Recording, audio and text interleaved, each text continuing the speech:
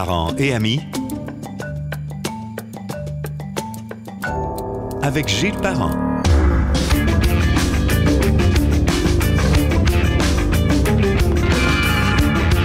Bienvenue sur Parents et Amis. Nous sommes sur la plupart des applications, c'est-à-dire Google Podcast, Spotify, Balado de Apple et également YouTube et sur gillesparent.com. Une petite nouveauté aussi pour les gens qui ont Android et également iOS. Vous êtes capable d'avoir maintenant le site gillesparent.com comme une application, donc c'est très facile. On va vous l'expliquer prochainement. Je ne suis pas le plus grand spécialiste, mais je peux vous dire que ça fonctionne très bien. Il n'y a pas une journée qui passe sans qu'on voit 5 à 10 fois la phrase suivante dans notre environnement: nous embauchons. C'est une situation de crise de l'emploi sans précédent qui secoue le Québec et la majorité des pays occidentaux. On compte présentement plus de 200 000 postes à combler au Québec. Pour y voir plus clair, pour essayer de comprendre et surtout trouver des solutions, je reçois deux spécialistes. Émilie Pelletier est détentrice d'un baccalauréat en communication et d'une maîtrise en marketing. Bonjour Émilie. Bonjour. Bienvenue. Didier Dubois, lui, est diplômé des HEC Montréal, possède plus de 20 ans d'expérience en ressources humaines. Bonjour Didier. Bonjour. Alors, bienvenue. On a du pain sur la planche, beaucoup de choses à discuter. Vous avez fondé HRM Group depuis longtemps quand même. Oui, ça fait depuis 2006, donc on s'intéresse vraiment. Vous aviez vu ça venir, vous autres? Ben oui, on n'a pas été devins, hein. Il fallait juste regarder un peu les courbes démographiques pour voir que, oups, il allait avoir effectivement une crise qui allait frapper éventuellement le Québec. Puis c'est drôle parce que quand on est arrivé au départ, les entreprises, ça faisait pas encore mal. Donc, ils nous croyaient plus ou moins, mais les associations ou, je dirais, les services gouvernementaux, eux disaient, oui, c'est important, il faut commencer à sensibiliser les gens pour qu'ils voient un peu qu'est-ce qui s'en vient. Mais bon an, mal an, on a vu les secteurs financiers qui ont commencé à avoir mal, le secteur de l'ingénierie, et là, par la suite, ça s'est beaucoup accéléré. Neige, hein? Ah oui, ça a été une boule de neige. Là, on a eu effectivement le secteur de la santé et de l'éducation, et aujourd'hui, il n'y a pas un secteur qui n'est pas touché, que ce soit le tourisme, que ce soit le secteur du détail, le manufacturier. Resto, on en parle beaucoup. C'est incroyable. Tout le monde est touché par la pénurie de main-d'œuvre. Sujet très large aujourd'hui. Je vous propose de le diviser en quelques grands axes. On va essayer de les regarder ensemble. Un portrait général de la situation de l'emploi. On va commencer comme ça.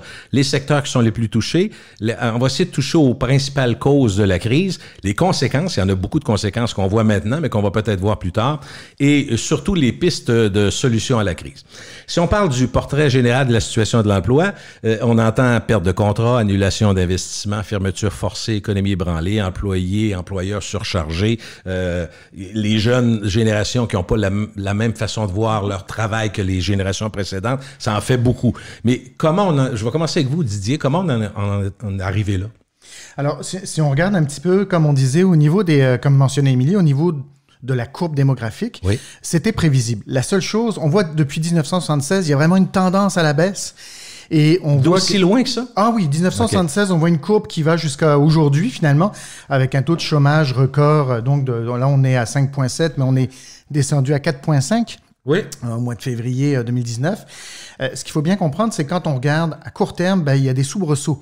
Hein? Bon, on a vu avec la COVID, on a un taux de chômage un peu artificiel qui a explosé. Il y a eu des ralentissements. Mais si on le regarde sur du long terme, c'était prévisible. C'est prévisible parce que l'élément majeur, c'est la démographie. Alors, ce que ça fait, c'est effectivement les entreprises qui se sont bien préparées, aujourd'hui, sont outillées pour finalement être mieux positionnées pour attirer des candidats. En fait, ce qu'on dit toujours, c'est que le gâteau, il ne grossit plus. Et là, aujourd'hui, la guerre, c'est vraiment de se partager la plus grosse part. OK. Alors, oui, on en parlera. Il y a la question de l'immigration qui peut aider énormément, etc. Mais pour beaucoup d'entreprises, c'est vraiment de se dire, il y a un bassin qui ne grossit plus. Comment je fais pour être mieux positionné pour attirer des candidats? Émilie, vous disiez tantôt... on savait qu'il allait avoir une courbe, puis une pyramide des âges qui allait inévitablement... Mais c'est comme si l'être humain n'était pas capable de le figurer tant qu'on n'était pas rendu là. On le sait que si on prend 15 Pepsi par jour, à un moment donné, ça va nous amener des problèmes, mais tant qu'on n'a pas de problème, on dirait que c'est un peu ça.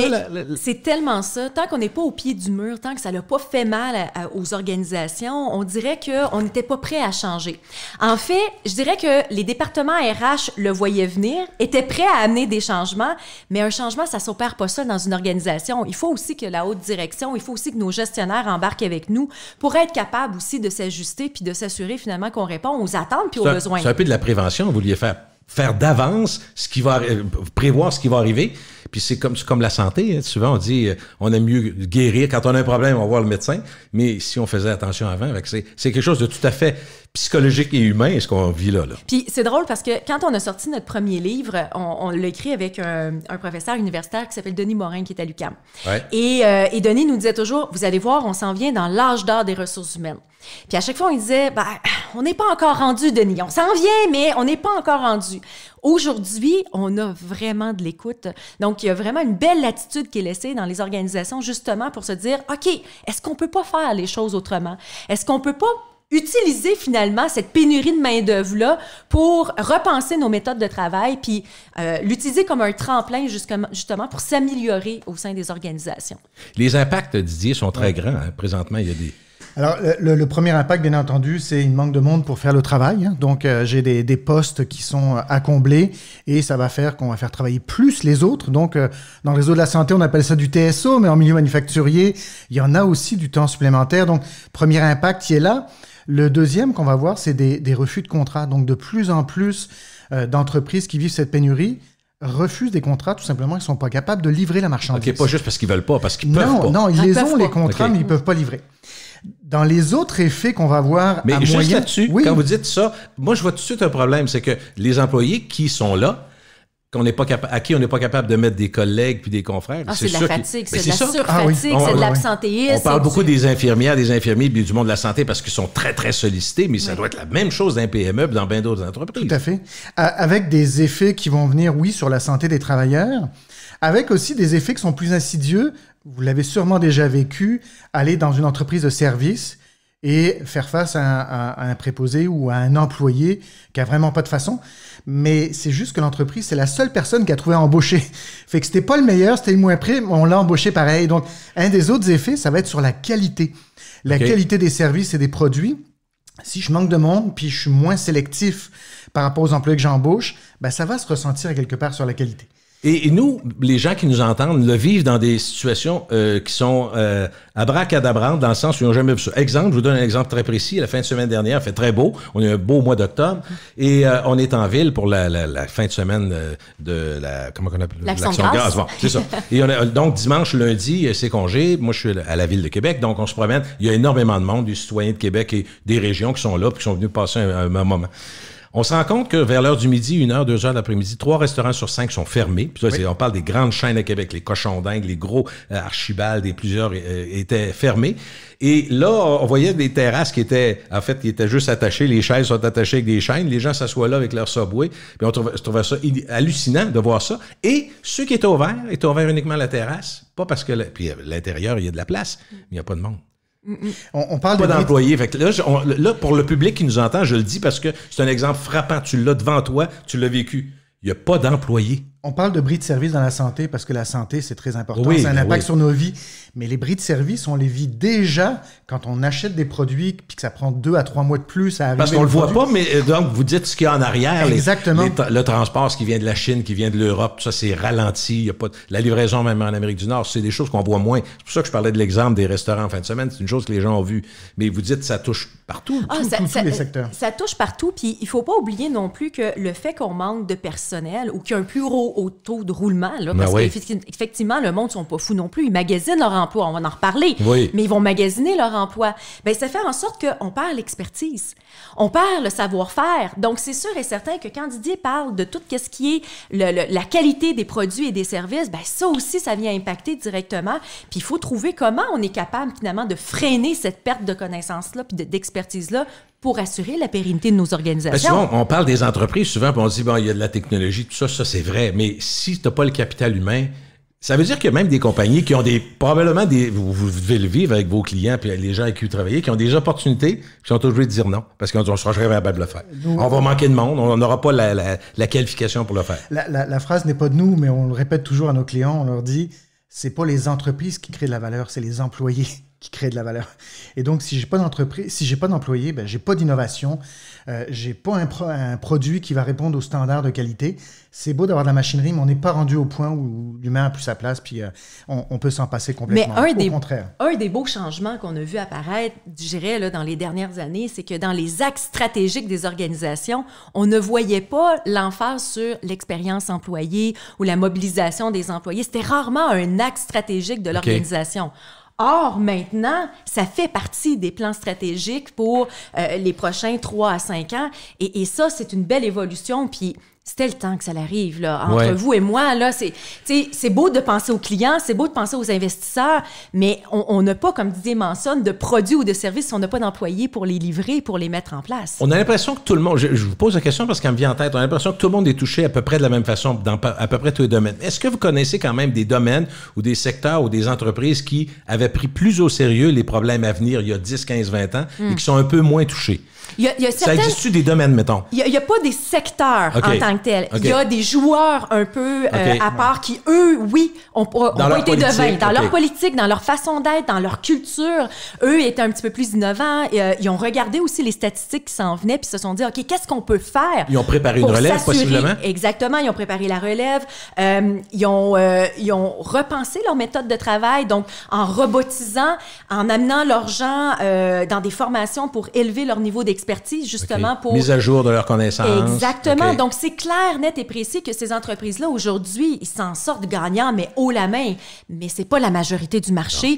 Et il n'y a pas un secteur en particulier par rapport à un autre, malheureusement. Je dirais qu'il y a peut-être le secteur des technologies qui a été impacté avant. Donc, je me souviens des premiers mandats qu'on avait fait, c'était au niveau pan-canadien pour le secteur des technologies. Puis la question était déjà posée, comment on va faire pour avancer le monde? Et là, je parle de ça, donc il y a plus de 15 ans. Donc, il y a des secteurs qui ont pris un petit peu d'avance, mais comme le mentionne Émilie, c'est plus des entreprises qui ont des bonnes pratiques que des secteurs complets, là. On va parler de notre deuxième grand point, c'est-à-dire on touche un petit peu à tout, de toute évidence. Là. Les secteurs les plus touchés, il y a très peu de secteurs qui sont pas touchés, qui sont épargnés. On parle beaucoup de l'hôtellerie, la restauration, le commerce au détail. Il faut ajouter la pandémie là-dedans.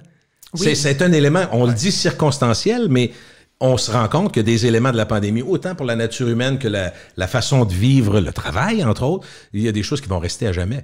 Ah, c'est clair. Personne n'avait prévu ça comme ça, mais il va y avoir des... On a vu, et d'ailleurs, j'ai trouvé ça très beau, on a vu des entreprises qui auraient jamais osé faire des changements aussi rapides, mais qui ont été forcées de le faire, puis ils se sont dit, ah, mais coudonc. Ça marche. C'est fou. Non, mais c'est vrai, c'est un des aspects positifs, peut-être, qu'on pourra parler de la pandémie. Totalement. Ne serait-ce que le télétravail. Il y a combien d'organisations où on parlait de revoir les horaires, de faire du télétravail, puis les gens disaient non. On va se faire voler du temps. On va se faire voler du temps. Je vois pas mes employés travailler, ça marche pas. Ça, on l'entend. Ça, c'est la vieille école, mais on l'a entendu. On l'entend. Puis on l'entend encore. Oui, on l'entend encore. Puis au contraire, beaucoup d'organisations ont fait le constat que, hey, non, ça marche. Les gens sont aussi productifs, puis en plus, on est capable quand même d'avoir une meilleure conciliation travail-vie de famille, une meilleure flexibilité. Et on le voit qu'aujourd'hui, c'est une demande de la part des employés. Ça ne veut pas dire qu'on va être à 100% en télétravail. On veut juste avoir un peu plus de flexibilité, justement pour s'assurer d'avoir une meilleure qualité de vie. Mais la pandémie a eu cet impact-là de se dire, wow, j'ai un temps d'arrêt, est-ce qu'on ne peut pas faire les choses autrement et que ça fonctionne aussi? Donc, c'est le côté positif. L'autre phénomène, c'est que pendant de nombreuses années, on a valorisé vraiment les emplois hautement qualifiés. Oui. Puis c'est vrai que si on regarde l'avenir, l'innovation, etc., les conditions de travail, l'ingénierie, la technologie, tout ça, ce qu'on s'est rendu compte avec la pandémie, c'est que tous les emplois de première ligne, les gens qui nous servent à l'épicerie, les gens à la rigueur, les éboueurs, tous ces gens-là sont devenus essentiels. Ils sont devenus essentiels parce qu'on en a besoin pour vivre et bien vivre. Et je trouve que ça a valorisé ces métiers-là qui sont souvent mis un petit peu de côté, en disant c'est des gens qui n'ont peut-être pas fait des grandes études, ou donc ils sont peut-être moins importants, et on s'est rendu compte que c'est des travailleurs qui sont vraiment essentiels. On pense au PAB, on pense aux gens qui font du service à domicile, qui ont joué un rôle très important. Et là, ça remet un petit peu en question, et ça, c'est des emplois qu'on avait boudés. Je regarde dans la construction les métiers, par exemple, les métiers traditionnels, le bricoleur, en tout cas ces métiers-là. ont été un petit peu boudés parce que dans les écoles, on valorisait des longues études, etc.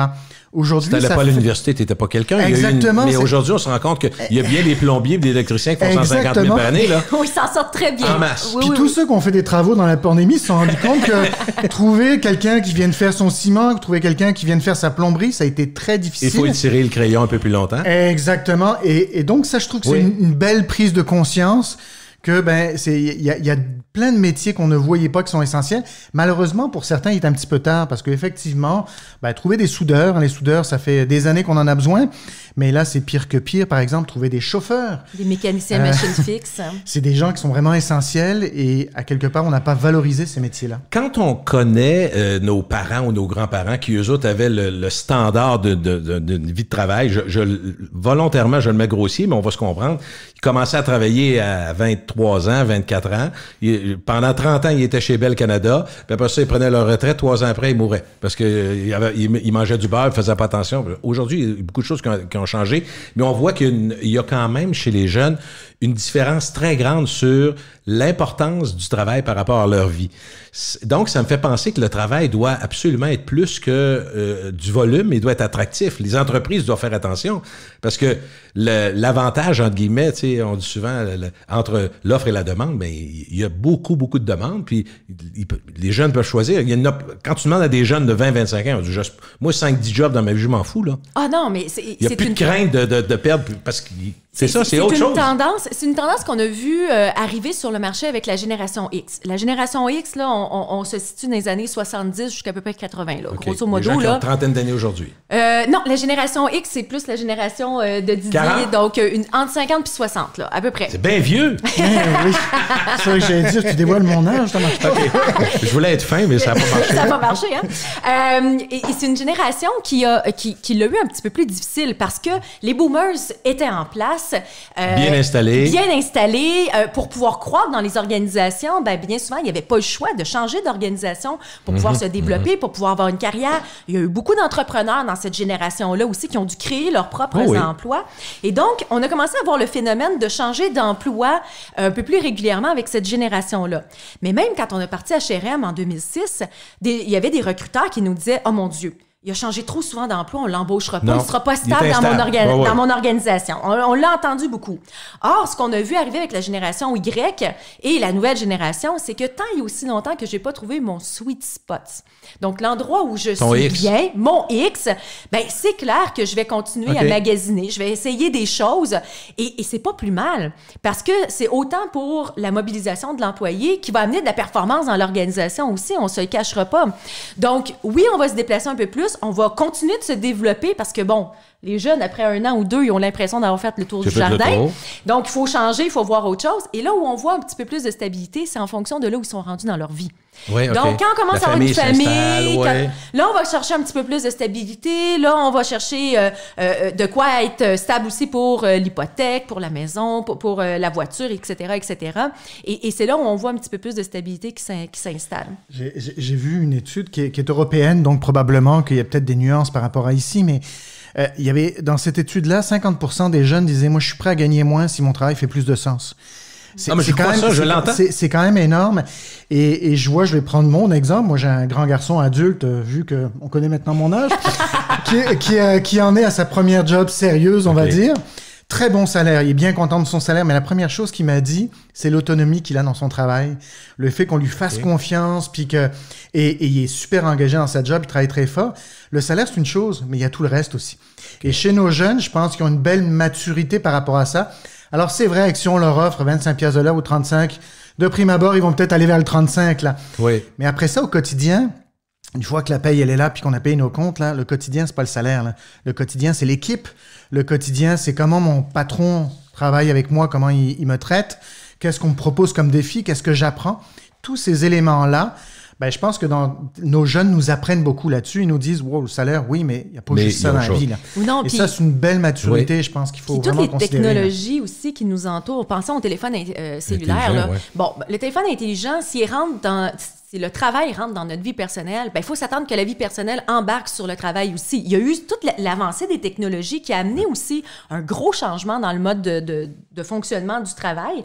Et c'est clair qu'on n'est pas prêt à troquer du temps de qualité avec la famille puis les amis contre du travail. Il faut avoir un juste équilibre. Et comme le marché de l'emploi il est bon présentement, ben ils ont comme un peu plus de facilité que les autres générations à l'imposer. Il va être, selon vos prévisions à vous et celles que vous regardez, il va être bon pour les jeunes ou ceux qui veulent magasiner encore longtemps le marché? On parle de la pénurie de main-d'œuvre pour au moins jusqu'en 2030. OK. Donc, on a pour un bon 10 ans. On ne peut pas se retourner sur un 30 sous. Là. Il y a du temps à prendre avec ça. Il y a du temps à prendre, il y a une réflexion, oui. Il y a des actions à mettre en place et ça vaut la peine parce qu'on sait qu'on en a au moins pour un bon 10 ans. Donc, c'est là où c'est gagnant. Là. On va y arriver, mais je veux garder notre plan parce que je veux pas qu'on oublie rien. Beaucoup de choses qui touchent les gens. Entre autres, là, on arrive aux causes. Les causes, on a un petit peu évoqué tantôt. Il y a 3 causes que je vois, les conjoncturelles, structurelles et les causes de valeur.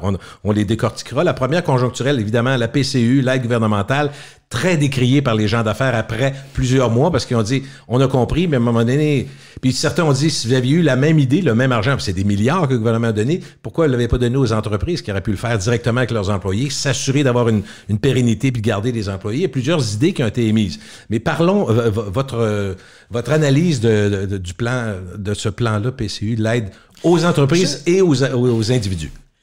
Je suis pas sûr que ça a eu tant d'impact que ça. Alors, il y en a eu un, oui, certain, parce que si je suis dans un contexte où j'offre un salaire qui est très proche de la PCU, bon, je pense que l'être humain étant ce qu'il est, ben, il va peut-être regarder, aller me forcer. Si j'ai pas travaillé, j'ai le même job, oui. Ben, c'est ça. Je pense qu'on est tous des êtres humains. Ceci dit, je pense que ça serait réducteur de parler de la problématique de pénurie juste sur cet élément-là. Je pense que ça a été contextuellement, pendant un certain temps, ça n'a pas aidé. Okay. D'accord? On est d'accord là-dessus. Puis surtout sur des emplois qui étaient des emplois faiblement rémunérés, où là, c'est sûr que ils souffraient de la comparaison. Mais ça serait injuste de dire que c'est la cause. Non, ça serait vraiment injuste. Et puis, la pénurie était très présente même avant la pandémie. Donc, il faut remettre en contexte, il faut regarder les chiffres. C'était déjà là. Ça a été accentué. C'est sûr qu'il y a eu beaucoup de branle-bas de combat avec l'arrivée de la pandémie. Il y a eu beaucoup de changements, de revirements, des changements de carrière. Je pense entre autres dans le secteur touristique où les gens se sont retrouvés du jour au lendemain sans job. Je dois travailler. Donc, ils se sont repositionnés dans d'autres secteurs d'activité. Plusieurs sont remis aux études, oui. Cours intensifs, tout ça, ce qui est pas mauvais parce que la mise à jour des connaissances pour des gens qui ont, mettons, un métier qui est moins intéressant puis qu'il y en a d'autres à côté pour lesquels ils pourraient avoir de l'intérêt, c'est pas fou. Puis il y en a d'autres aussi qui se sont dit, je vais avoir un horaire aussi qui est plus adapté à ma famille, à une vie normale parce que bon, c'est des secteurs où c'est un petit peu plus difficile. On travaille les fins de semaine, on travaille les soirs, les jours fériés. Émilie, tu es en train d'expliquer pourquoi certains employeurs sont plus capables de retrouver leurs employés. Tout à fait. Parce qu'ils sont rendus ailleurs.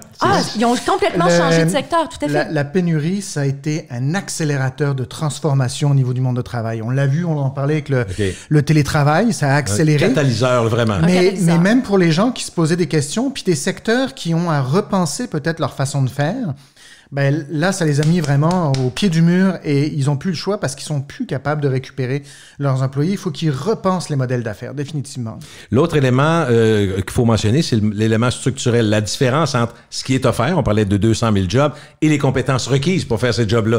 C'est sûr qu'il y a un gap, là, on va le dire en bon québécois. Là. Il y a un énorme gap qui est présent sur le marché de l'emploi à l'heure actuelle. Et pas plus tard que ce matin, justement, on était avec des clients qui nous disaient, mais on mise d'abord et avant tout sur le savoir-être. Est-ce que l'individu a la personnalité de l'organisation, la culture, les valeurs de l'organisation, puis le savoir-faire, on va le développer. OK, on va l'aider à se développer. On va l'aider à se développer parce que, justement, il y a des particularités de l'organisation, dépendamment des métiers qu'on a, etc. Mais ça, là-dessus, on a toujours un levier. C'est un autre investissement, quand même. C'est du temps, c'est de l'humain, là. Tout à fait. C'est pas juste de l'argent, là. Sauf qu'on se rend compte que quand on investit dans nos gens, il y a un taux de fidélisation ou un engagement qui est beaucoup plus grand. Et ça, c'est important. Et ça, c'est hyper important. Puis même si la personne, parce qu'aujourd'hui, un employé qui reste 4-5 ans dans une entreprise, on est content. Non, mais c'est vrai, on est rendu là. C'est même... Ça fait 5 ans qu'il est là. C'est même long, là, tu sais. Nous, on leur dit même de célébrer les 1 an. Ça fait 1 an qu'il est avec nous, on le célèbre, là. Et le fait qu'on investisse dans nos gens, ça veut pas dire que quand il va quitter l'organisation, il parlera pas en bien de l'organisation. Et puis c'est ça qu'on veut, parce que si on veut être attrayant, il faut que même les gens qui quittent notre organisation soient positifs. Puis ça veut pas dire que 5 ans après, qu'il a été voir que l'herbe était pas plus verte ailleurs ou qu'il a acquis des nouvelles connaissances, puis que là, il y a un nouveau projet qui l'intéresse dans mon organisation, qu'il n'aura pas le goût goût de revenir. Donc, on est dans un marché de l'emploi là, en grande mouvance, mais malheureusement, c'est pas toutes les entreprises qui sont rendues là dans les façons de voir les choses. Je reviens un petit peu sur mon échelle du temps. On a connu plusieurs révolutions. La révolution agraire, après ça, la révolution industrielle. Quand on le regarde aujourd'hui, c'est un moment dans l'histoire, c'est une goutte. Pour les gens qui l'ont vécu, ça a été long, puis il y a des générations sacrifiées. Aujourd'hui, on vit la même chose. On est vraiment dans une grande révolution qui est due, bien sûr, à l'informatique, bien sûr à l'Internet, bien sûr à l'intelligence artificielle. Quand les générations futures le regarderont, après coup, ils diront « Ouh, ça a été une belle transformation, puis on est rendu où on est aujourd'hui. » Vous y croyez, ça, qu'effectivement, on va sortir avec du positif de ça? Oui. Oui, mais pour les gens qui le vivent aujourd'hui, c'est plus dur. C'est plus dur. C'est insécurisant, c'est anxiant. Et c'est là-dessus que les entreprises ont un rôle à jouer, de dire, nous, on va accompagner les travailleurs, on va les faire évoluer. Exactement, Émilie a tout à fait raison. De dire que le gouvernement, oui, a un rôle, mais les entreprises aussi, à former les gens, à les aider à se transformer, à les préparer finalement pour la nouvelle économie.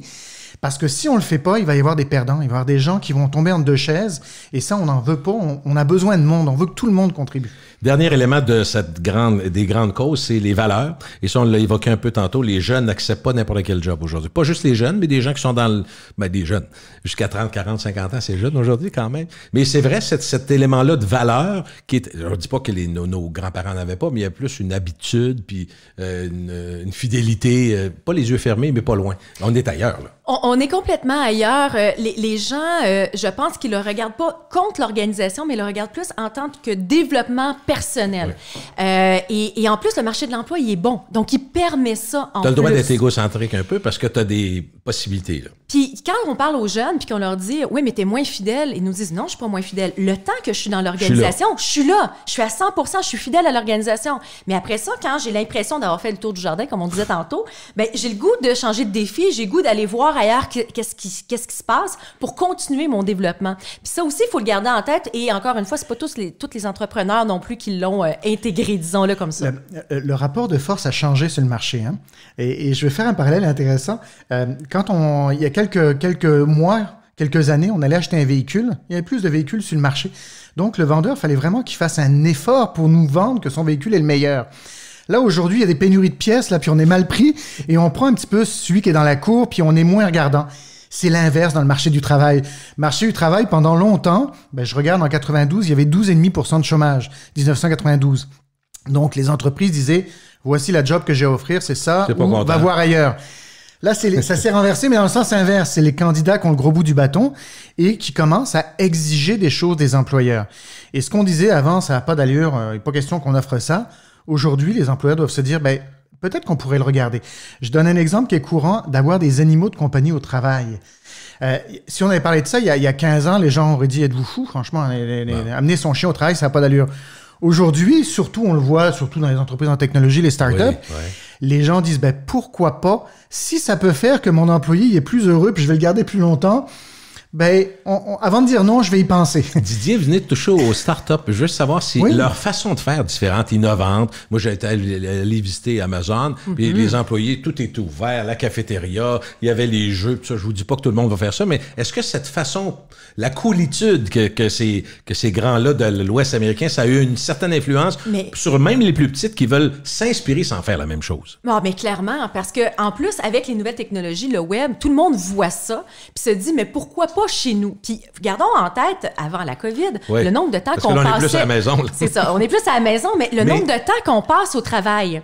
Donc, c'est sûr et certain que si on est dans un environnement avec des paravents, c'est beige, c'est gris, c'est plate, c'est pas très mobilisant puis motivant pour les employés d'être là, ou du moins de vouloir rester. On se le cachera pas, les Google, Amazon de ce monde ont créé des environnements le fun pour donner le goût aux gens de garder leur monde, de socialiser, puis de rester plus longtemps aussi. Il y a un effet pervers un peu à travers ça aussi. Là. Puis c'est vraiment... ils n'avaient pas de paradigme coulé dans le béton. Donc, ils étaient en constante évolution. Donc, quelqu'un qui arrivait avec une idée nouvelle, un employé qui dit « Moi, j'aimerais ça faire les choses comme ça », à ce moment-là, l'employeur leur dit « Pourquoi pas? On est en train de bâtissons ensemble. » Le défi des entreprises sont bien implantés, c'est que quand ils se font demander des choses qui sortent de l'ordinaire, la réponse est « Non, je peux pas te le donner. Si je le donne à toi, il faut que je le donne à l'autre. » Fait que la grande force des startups, c'est l'agilité. Et c'est le fun parce qu'on le voit... Quand ces startups-là grandissent, ça devient des carcans, des modèles établis. Et ils sont pris un petit peu avec ça. On les voit, les premiers, là, Facebook, Google. Aujourd'hui, ils vivent les défis. Il y a du maraudage entre les Ben oui, entreprises. c'est clair. Et ils vivent les défis des entreprises qui ont une structure bien établie. Et je dirais que quelqu'un qui veut ne pas être cool dans ces modèles-là, il se fait juger. Et alors que s'ils retrouvaient leur esprit de start-up, ça serait de dire, ben, on peut faire les choses différemment, etc. Donc, je pense que c'est l'agilité. Et la crise qu'on vient de passer dans la pandémie a fait ressortir des entreprises qui ont été capables d'être agiles, des entreprises qui n'étaient pas du tout des startups, mais qui ont dit, OK, là, c'est une crise, plus, là. on va être flexible. Et ceux-là s'en sont bien sortis, versus des entreprises qui ont voulu rester dans des carcans où là, ils ont été mal pris par rapport à la situation. Mais juste pour revenir dans l'environnement de travail, je pense que oui, il y a un effort à mettre pour justement le bien-être des employés. Je veux dire, comme je le disais, si tu es dans un environnement de drame, c'est pas motivant, là. Non.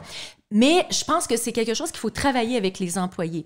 On a vu des modèles où, effectivement, on est arrivé, on a battu tous les murs, tout était à air ouverte, puis on s'est dit, on va être en mode collaboration.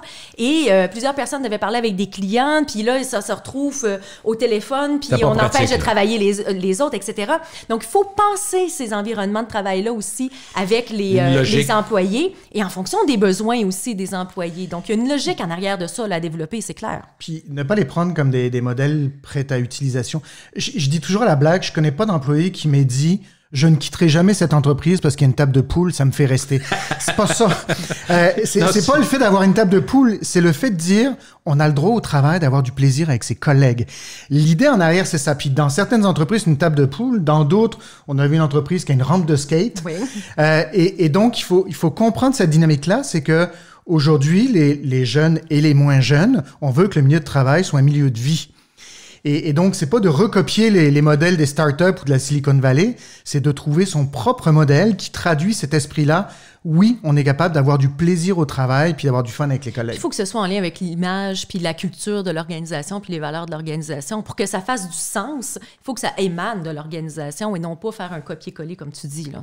On va parler des conséquences de la pénurie d'emploi. Il y en a beaucoup, mais entre autres, tout ce qu'on dit depuis tantôt, on se dit, bon, les employeurs vont donner un peu plus aux employés, vont être à l'écoute, ils vont travailler avec eux autres. Les employés ont beaucoup de choix, peuvent bouger. Donc, inévitablement, une demande de travail qui augmente plus vite que l'offre, ça peut faire un déséquilibre. Et d'autre part, l'augmentation des prix et des services, c'est presque inévitable parce que on le voit dans vous parliez des emplois d'entrée de carrière ou de début de carrière. Les gens qui travaillent dans les épiceries, pour certains, c'est une carrière, mais d'autres vont juste être des aidants, puis avec des salaires de...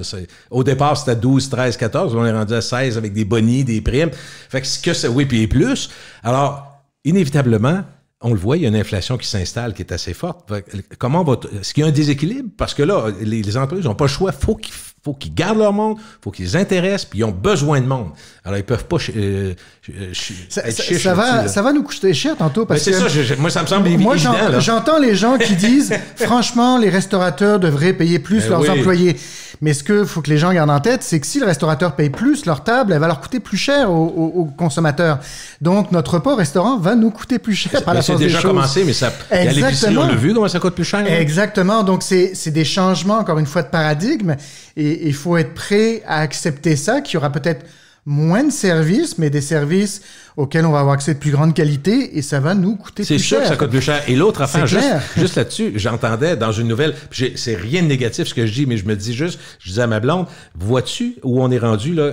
On est dans un moment où les gens disent, ça prend, tu sais, autant préservation de l'environnement, faire attention à notre santé, faire attention à notre travail, on veut des meilleures conditions, tout ça, mais j'ai dit, vois-tu, on avait les gens de service de garde, on gagne 7 piastres de moins que les infirmières, puis là, on se compare à des médecins. Là, à un moment donné, ça, tu sais, la courbe, les strates qu'on avait avant, on dirait qu'on veut les faire tomber et dire, écoutez, on fait un travail important pour les gens, ce qui est pas faux.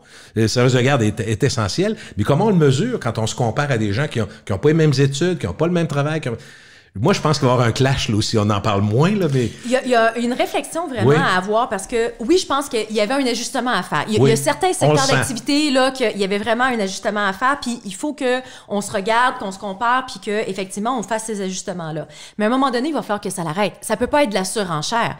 Donc, c'est là où la culture organisationnelle va devenir hyper importante parce que un employé qui est bien chez vous, qui sait qu'est-ce qu'il gagne, qui connaît son équipe, qui connaît l'ambiance, qui connaît les avantages, les gestionnaires, etc., ben il va peut-être y penser 2 fois avant de changer pour une autre job qui va peut-être offrir, oui, quelques dollars de plus, mais il connaît pas la gang, il connaît pas l'environnement dans lequel il s'en va, il connaît pas le produit et service, etc. Donc, il y a vraiment toute cette idée comme une expérience client qu'on va développer pour notre clientèle, de se dire, ben en tant qu'organisation, qu'est-ce que je veux véhiculer comme expérience employée? Justement pour que les gens soient bien, c'est quoi les jalons, c'est quoi les éléments qu'on met en place, comment on forme nos gestionnaires pour justement amener la fidélisation de nos employés. La rétention, dans le fond, on veut garder notre monde. Ben en fait, moi, je fais toujours la distinction entre fidélisation puis rétention. Okay. Je mets toujours ça avec une vie de couple. Je dis toujours, est-ce que tu veux fidéliser ou retenir ton conjoint ou ta conjointe? C'est exactement la même chose. Quand on est avec de la rétention, ça dépend du contexte. S'il y a une pension alimentaire trop élevée en bout de ligne, là, t'es en rétention. Mais si effectivement tu veux... Ou en réflexion. Ou en réflexion. Mais si tu veux, au contraire, un projet de vie, une famille, tu veux quelqu'un qui est mobilisé, qui a envie d'embarquer avec toi dans cette aventure-là. Et c'est là où l'expérience employée est intéressante puis qu'il faut la penser. C'est que qu'est-ce qu'on met en place justement pour amener nos équipes à travailler dans le même sens puis leur donner le goût d'être là à tous les jours, là. Donc, mais malheureusement, encore une fois, c'est pas un réflexe. Il y a beaucoup de choses qui se mettent en place, mais c'est là où on va venir distinguer une organisation par rapport à une autre. Ça va pas juste être dans les avantages puis dans le salaire. À partir du moment où on a un bel équilibre, là. On s'entend, là, comme on le mentionnait tantôt. Puis moi, je suis bien content que ces métiers essentiels, comme nos éducatrices en service de garde, nos infirmières, je suis content qu'ils soient augmentés, mais il faut qu'il y ait une réflexion globale, parce qu'en bout de ligne, ça va se payer à quelque part. Je veux dire, là, à l'heure actuelle, on dit au gouvernement, donnez-leur plus de sous. Les parents sont solidaires, et je suis le premier à l'être. Mais ça veut dire qu'un jour, on va payer plus d'impôts aussi à quelque part. Oui. Donc, il y a vraiment une réflexion à avoir. Puis c'est là-dessus que je disais qu'il y a une prise de conscience de ces emplois qui sont essentiels. Est-ce que, juste là-dessus, Didier, c'est parce que tu m'allumes sur quelque chose lié à M. Trudeau. Est-ce qu'il n'y a pas un effet Trudeau là-dedans où on s'est rendu compte à cause de la pandémie, c'est important, fait que tout le monde, on prend soin de notre monde. Là, c'est des milliards. C'est à toi et moi, c'est des milliards et des milliards. On a comme perdu le sens de l'argent. On a de l'argent, en vrai. Fait que je me disais, il n'y a pas un effet pour le public, le grand public. Ils sont capables de payer de façon... C'est comme si, à cause de la pandémie, ou grâce à la pandémie, grâce à la pandémie, là, d'un seul coup, il y a de l'argent, puis on règle tous les problèmes qu'on traîne depuis 30 ans, ou même plus que ça.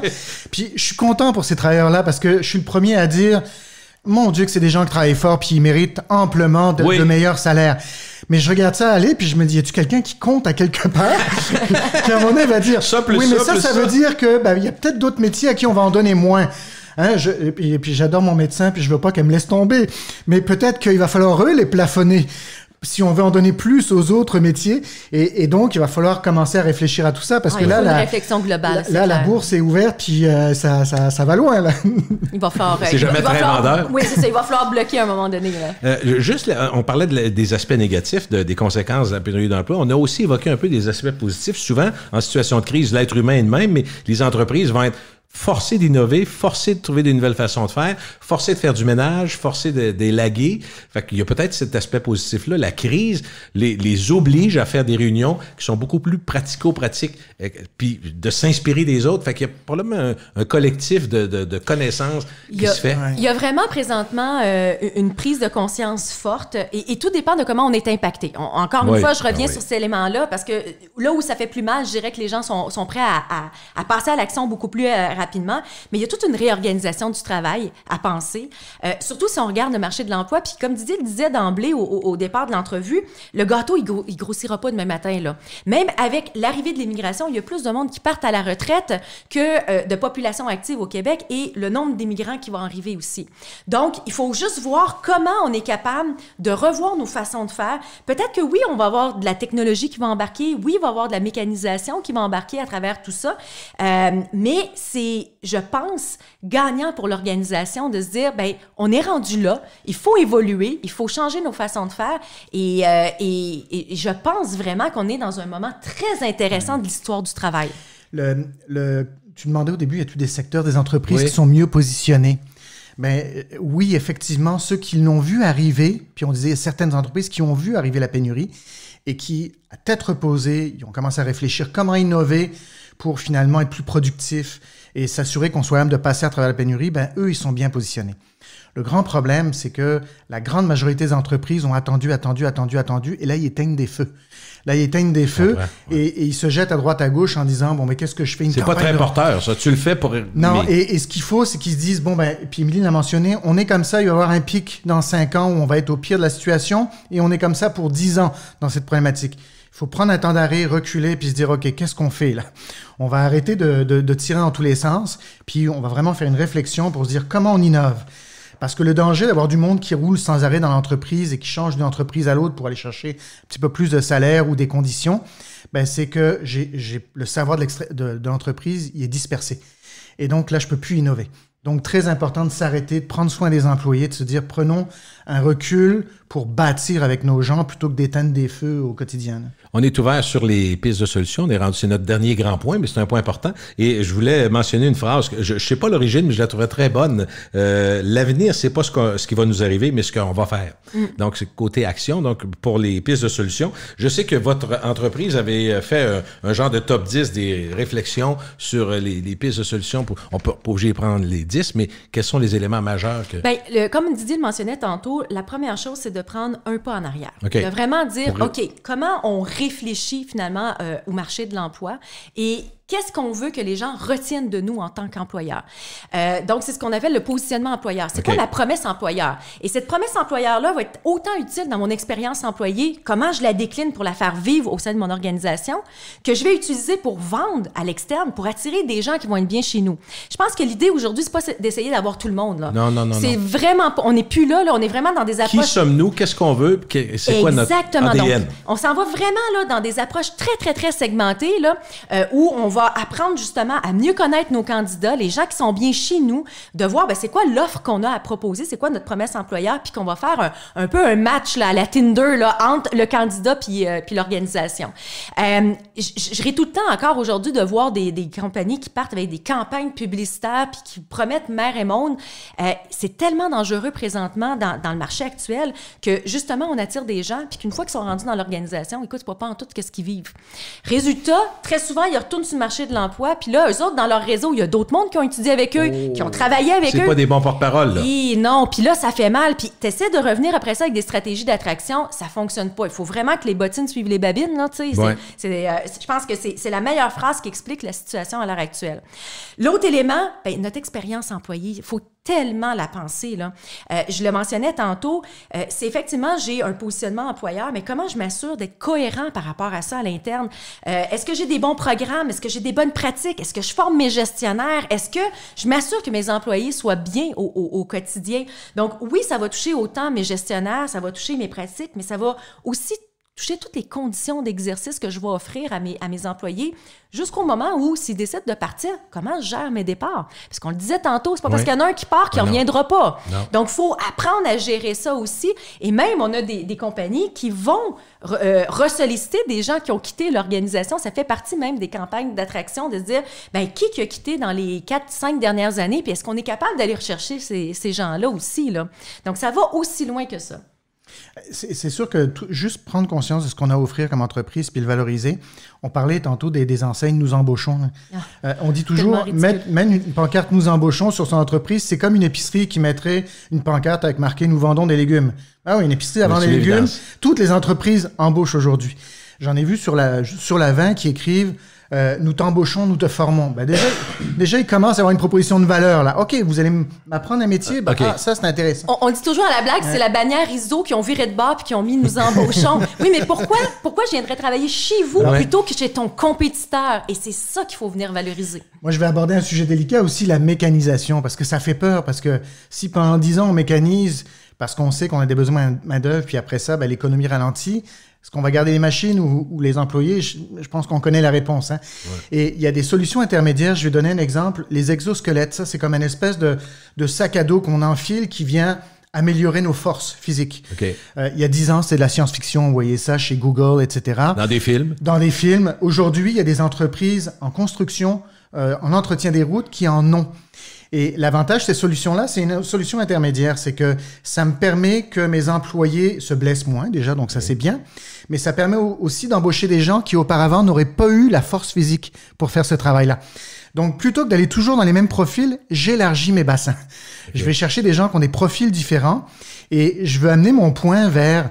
Allons regarder, il y a plein de gens qui sont éloignés du marché du travail. Je pense par exemple aux personnes qui ont un handicap.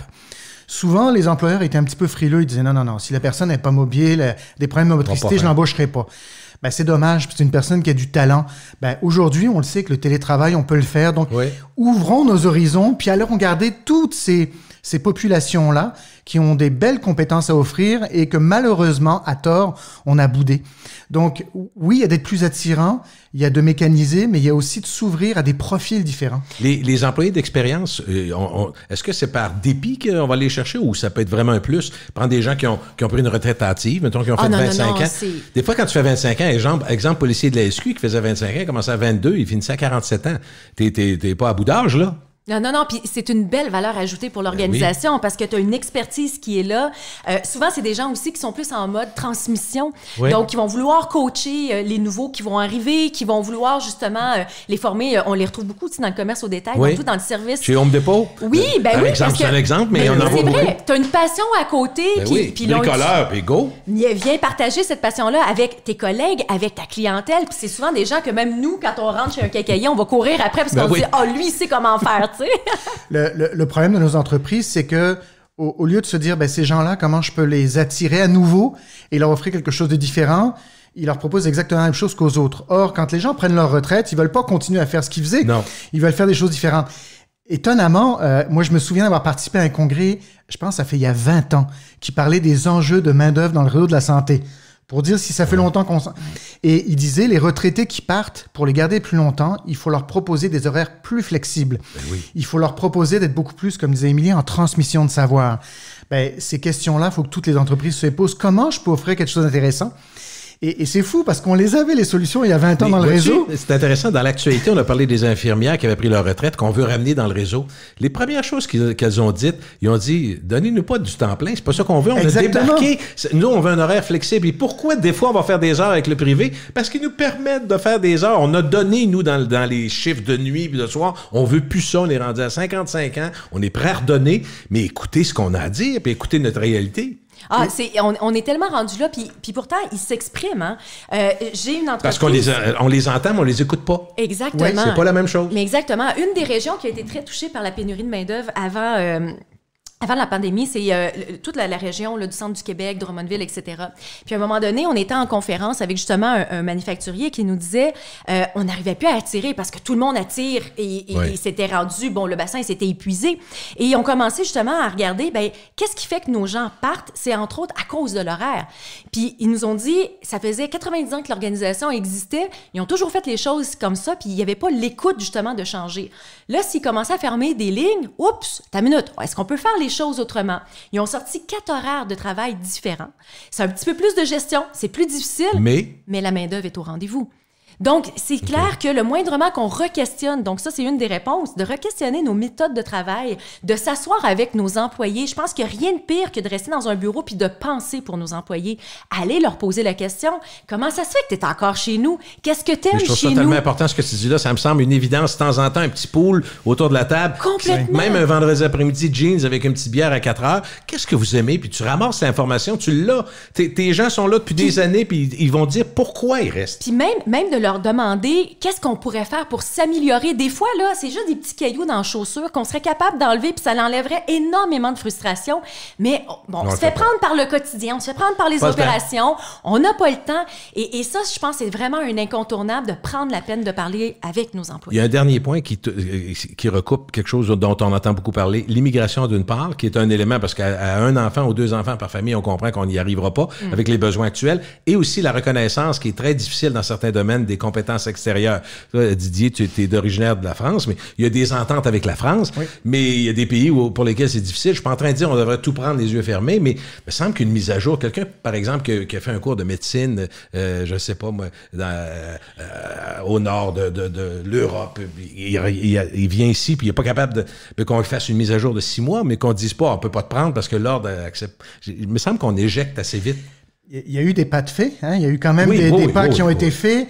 Il y a certains ordres qui sont beaucoup moins corporatistes aujourd'hui qu'ils l'ont été de par le passé, parce qu'ils se rendent compte qu'effectivement, il y a un besoin criant. Entre autres, les pharmaciens, à qui on a donné un peu plus, ça aide beaucoup la population. Le vrai monde, là, comme on dit, ça aide tout le monde. Là. Mais je pense qu'il va falloir effectivement se flexibiliser à ce niveau-là, parce qu'on a des gens qui arrivent non seulement avec des compétences qui sont, à mon avis, transférables, mais avec une richesse, un regard différent sur les métiers. Fait que plutôt que de toujours faire les choses de la même façon, au contraire, allons nous enrichir du regard différent de ces travailleurs qui arrivent de partout dans le monde et qui vont peut-être nous aider à trouver des solutions à nos problématiques actuelles. Donc oui, il faut vraiment se flexibiliser à ce niveau-là, définitivement. Moi, j'aimerais ramener juste un point par rapport à l'immigration. Oui, ça vient aider, c'est clair que... Mais je veux juste amener le point que c'est pas non plus juste magique. Non. On a tendance à dire, ben c'est facile, on va ouvrir les frontières, on va amener du monde d'ailleurs. C'est pas une panacée, là, ça réglera pas tout. Ça réglera pas tout. Et il faut prendre en considération aussi 2 éléments fondamentaux. Un, il faut qu'on ait la capacité d'absorption aussi, de bien accueillir ces gens-là. Puis il faut se questionner en tant que population québécoise, comment on est capable de bien accueillir puis intégrer ces gens-là qui arrivent puis qu'on veut qu'ils soient bien chez nous. Mais dans les organisations, il faut aussi que autant le nouvel arrivant soit prêt à intégrer les organisations que l'équipe en place. Ouais. L'équipe, et souvent on dit, on va faire attention à la nouvelle personne qui arrive, on va s'assurer qu'elle a tout. On oublie de dire à la gang qui s'en vient, là. Puis on oublie de former la gang puis de l'informer. Puis et c'est de toutes parts là, qu'il faut s'assurer que tout le monde soit bien ensemble puis qu'ils apprennent à vivre ensemble. Donc oui, c'est une super belle solution. C'est juste qu'il faut peut-être pas juste le prendre pour acquis. Il y a peut-être des jalons à mettre en place puis à considérer avant, justement, de le prendre. En fait, il faut arrêter de voir l'immigration comme étant une solution de rechange et le voir comme une richesse. Oui. Et de se dire, ça va nous apporter, puis c'est de vendre cette richesse-là. Il y a, je pense, en Beauce, où il y a une ville où ils ont intégré beaucoup de latinos. Oui. Et ils ont démarré une équipe de soccer. C'est le fun, il n'y en avait pas avant. Et ça a créé une dynamique, finalement. C'est les Jeux olympiques, là. Exactement. Fait que je pense qu'il faut le voir, c'est des gens, puis ils ont pas mal plus que ça à nous offrir, bien entendu. Il faut commencer à se dire... oui, on va prendre le temps de bien les intégrer, mais on va valoriser la richesse qu'ils nous amènent. Et puis, c'est un travail qu'on va faire ensemble. Et c'est un travail de longue haleine, là. On ne se le cachera pas. Là. Merci beaucoup de nous avoir parlé. Je vous permettrai peut-être de dire, pour les gens qui nous entendent, s'ils veulent travailler avec vous, ils vous trouvent tellement bon. Comment ils font pour vous rejoindre? C'est simple, j'imagine? Oui, tout simple. hrmgroup.com pour notre site web. Et on a aussi un magazine en ligne. Et des livres? Et des livres aussi. Donc, le magazine, c'est Facteur H pour le facteurhumain.com. Okay. Donc, où il y a plein de consultants qui viennent justement partager leur expertise. Puis, on a écrit 5 livres aussi sur l'attraction, fidélisation. Donc, Émilie Pelletier et Didier Dubois, vous allez voir là, les différents livres. Vous ne manquerez pas d'ouvrage. Non, je pense pas. Merci beaucoup, c'est gentil. Merci beaucoup. Bonne journée. Merci.